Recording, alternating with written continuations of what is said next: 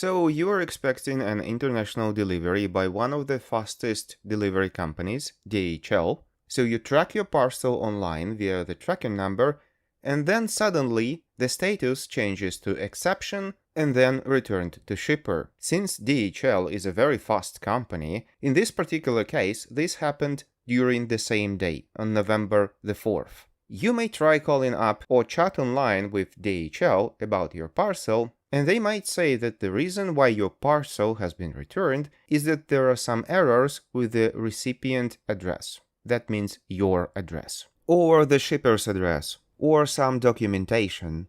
Or whatever they may say, because all of this is not true.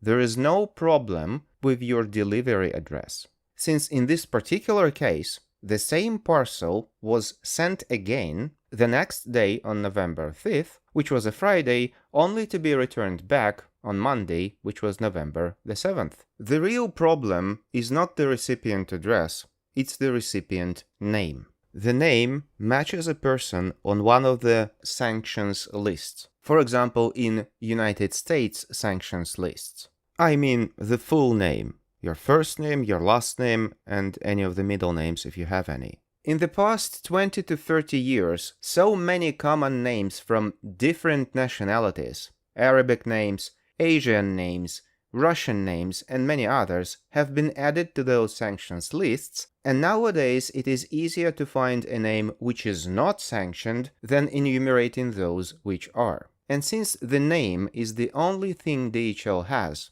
it doesn't have a nationality, it doesn't have your date of birth or anything else. To be on the safe side and not to be accused of, I don't know, helping terrorists out, they just block the shipment altogether. So in this particular case, even though I was instructed by DHL to change the address, the only thing I changed is the first name of the recipient. In this particular case, I was using an intermediate service in another country, and the recipient's brother happens to share the same address with him. He has the same last name, he even has the same middle name, but he has a different first name. And as soon as I changed that first name, the same package with all other delivery details was successfully posted again on November 9th, and the recipient got it on November 11th. Several days prior to the estimated delivery day of November 14th, because as I said, DHL is a very fast company. So if you're in the same situation, you may want to use another name of someone sharing the same address with you.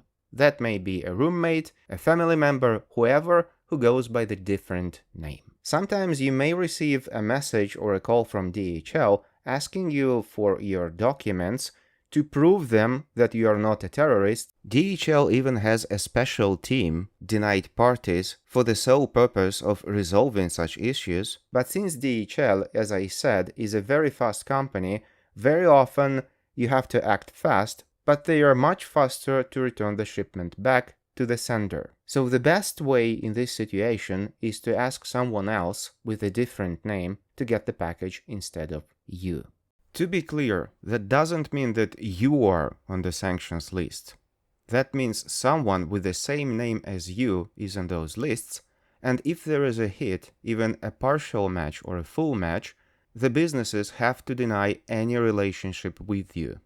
They are not to judge if sanctions work or not, they just have to deny any service to you. In some cases, you may prove that you're a different person, but in most cases, they just deny having any business with you because it's too much risk for them. That's exactly what happens with DHL. I am the god of YouTube. Like, subscribe, thanks, jingle bells.